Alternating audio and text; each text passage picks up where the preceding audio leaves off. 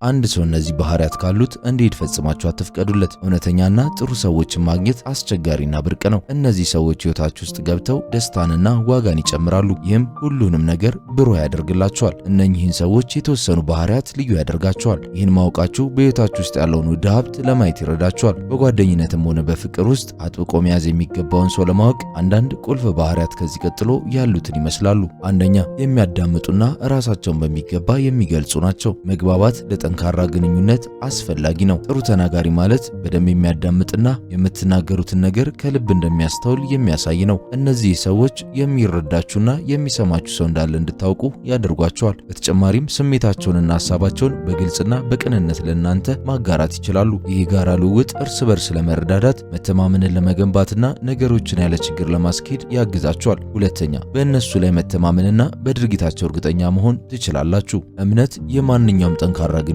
መሰረት ነው። ሁሉንም ነገር እንዲቻል የሚያደርገው እሱ ነው። ታማኝ ሰው ማለት ልትተማመኑበት የምትችሉት ቃሉን የሚጠብቅና በቃሉ የሚገኝ ነው። ታማኝ ሰዎች የሚናገሩ ብቻ ሳይሆኑ በተግባር የሚያደርጉ ናቸው። ከነዚህ የተነሳ በእነሱ ላይ መተማመን እንደምትችሉ ታውቃላችሁ።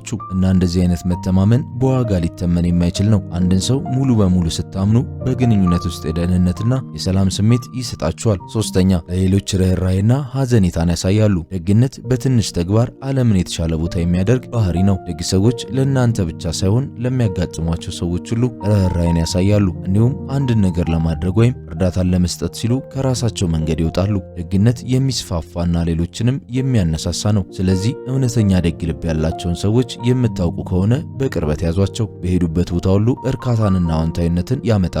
አራተኛ፣ ያስቋቸዋል። ሕይወት ከባድ ሊሆን ይችላል እና የሚያስቃችሁ ሰው መኖሩ በዋጋ ሊተመን የማይችል ነው። ጥሩ ቀልድ ስሜትን ያቀላል፣ ጭንቀትን ይቀንሳል እና በዕለት ተዕለት ሕይወታችሁ ደስታን ያመጣል። የእነዚህ ሰዎች ተግባር ቀልድን ከመናገር ባለፈ በዕለት ተዕለት ሁኔታ ሳቅን የሚፈጥሩ ነገሮችን ማግኘትና የሕይወትን ቀለል ያለ ገጽታ እንድትመለከቱ መርዳት ነው። ሳቅ ለመተሳሰር ኃይለኛ መንገድ ነው እና ጥሩ ሳቅን መጋራት ዘላቂ ትውስታዎችን ይፈጥራል። እንግዲያው እንዴት ፈገግ እንደሚያደርጋቸው የሚያውቅን ሰው ውደዱ። በተቻለ መጠን በሕይወታችሁ ውስጥ እውነተኛ ደስታን ያመጣላቸዋል። አምስተኛ፣ ረጋ ያሉና አስተዋይ ናቸው። በተለይ በግንኙነት ውስጥ ትዕግስት እጅግ አስፈላጊ ነው። ታጋሽ የሆነ ሰው ነገሮች አስቸጋሪ በሚሆኑበት ጊዜ እንኳ ተረጋግቶ ይገነዘባል። በቀላሉ አይቆጣም። የሚያስፈልጋችሁን ጊዜና ቦታ ይሰጣችኋል። ትዕግስት ማለት ጉድለትን መቀበልና እያንዳንዱ ሰው የራሱ እይታ እንዳለው መረዳት ነው። ከዚህ አልፎም ጥልቅ የመከባበርና የመተሳሰብ ምልክት ነው። ከእናንተ ጋር ትዕግስተኛ ሰው ካለ አበረታቱት። ግንኙነታችሁ እንዲያድግና ሰላማዊ እንዲሆን ምቹ ሁኔታን ይፈጥርላችኋል። ስድስተኛ፣ ግቦችና ምኞቶች አሏቸው። እነሱን ለማሳካት በትጋት ይሰራሉ። ምኞት የአንድን ሰው ተነሳሽነትና ቁርጠኝነት የሚያሳይ ማራኪ ባህሪ ነው። ምኞት ያለው ሰው ዓላማና ግቦች አሉት እና እነሱን ለማሳካት ጠንክሮ ይሰራል። እነኚህ ሰዎች እነሱ ተነሳስተው ህልሞቻችሁ እንድታሳድጉ ያነሳሷቸዋል። ትልቅ ህልም ካላቸው ሰዎች ጋር መሆናችሁ ገደባችሁን እንድትገፉና የበለጠ ጥረት እንድታደርጉ ያበረታቷቸዋል። በህይወታችሁም ውስጥ ዓላማና ደስታን ለመፍጠር ያግዟቸዋል። ሰባተኛ፣ አዳዲስ ሐሳቦችና አመለካከቶችን ለማገናዘብ ፈቃደኞች ናቸው። ክፍት አስተሳሰብ ያላቸው ሰዎች አዳዲስ ሐሳቦችንና አመለካከቶችን ለማገናዘብ ፈቃደኛ ናቸው። ይህም ለእድገትና ግንዛቤ ወሳኝ ነው። እነዚህ ሰዎች በፍጥነት አይፈርዱም እና የተለያዩ አመለካከቶችን ለመመርመር ክፍት ናቸው። ይህን ጥሩነት በግንኙነት ውስጥ ማካተት የማወቅ ጉጉትን ያበረታታል። ይህ ማለት የእናንተን አስተያየት ያከብራሉ እና ከእናንተ ጋር ለመማርና ለማደግ ፈቃደኞች ናቸው ማለት ነው። ዓለምን በአዲስና አስደሳች መንገዶች እንድትመለከቱ ይረዳችኋል።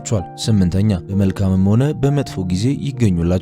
ደጋፊነት በመልካምም ሆነ በመጥፎ ጊዜ ለአንድ ሰው መኖር ነው። ደጋፊ ሰዎች ስኬታችሁን የሚያከብሩና በችግራችሁም ውስጥ የሚያግዙ ናቸው። እነሱ የእናንተ አበረታች፣ አጋዥና መተማመኛ ናቸው። በእናንተ የሚያምኑና ያለምንም ቅድመ ሁኔታ የሚደግፏችሁ ሰዎችን ማግኘት እውነተኛ በረከት ነው። እናም እነሱን ከፍ አድርጋችሁ ልትመለከቷቸው ይገባል።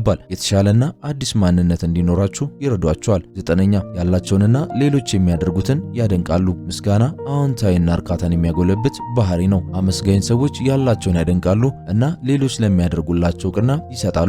ነገሮችን እንደ ቀላል ነገር አይወስዱም እና ለትናንሽ ነገሮች እንኳ ቦታ ይሰጣሉ።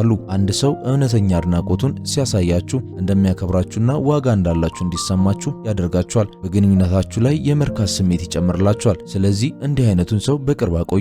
አስረኛ፣ ታማኝነት የጠንካራና ዘላቂ ግንኙነት ዋና ነገር ነው። እምነትና ጥልቀት የደህንነት ስሜትን ይገነባል። ፈተናን የሚቋቋም ጠንካራ መሰረት ይፈጥራል። ታማኝ ሰዎች ለግንኙነታችሁ ቅድሚያ ይሰጣሉ እና ያለማቋረጥ ቁርጠኝነታቸውን በተግባር ያሳያሉ። ግንኙነታችሁን ለመጠበቅና ለመንከባከብ ጊዜያቸውንና ጉልበታቸውን ያጠፋሉ። ይጻጻፋሉ። ይህም አስፈላጊ ሆናችሁ እንዲሰማችሁ ያደርጋል። እንደዚህ ያለ የማያወላውል ቁርጠኝነት ያለው ሰው ማግኘት ልንይዝ የሚገባ ውድ ስጦታ ነው። በሕይወታችሁ ውስጥ እነዚህን ባህሪያት የሚያጠቃልሉ ሰዎች ካሉ በፍጹም እንዲሄዱ አትልቀቋቸው። እነሱን ለማድነቅ ትንሽ ጊዜ ወሰዱ እና ለእናንተ ምን ያህል ትርጉም እንዳላቸው አሳውቋቸው። በግንኙነቶች ውስጥ ሁለቱም ሰዎች አስተዋጽኦና ጥረት ማድረግ አለባቸው። የሌሎችን መልካም ባህሪያት በማወቅና በመንከባከብ ለግንኙነት የምታመጧቸውን መልካም ባህሪያት እንዲያስተውሉና እንዲያደንቁ ታበረታታላችሁ። እርስ በርስ መከባበርና አድናቆት በመካከላችሁ ያለውን ግንኙነት ያጠነክራል።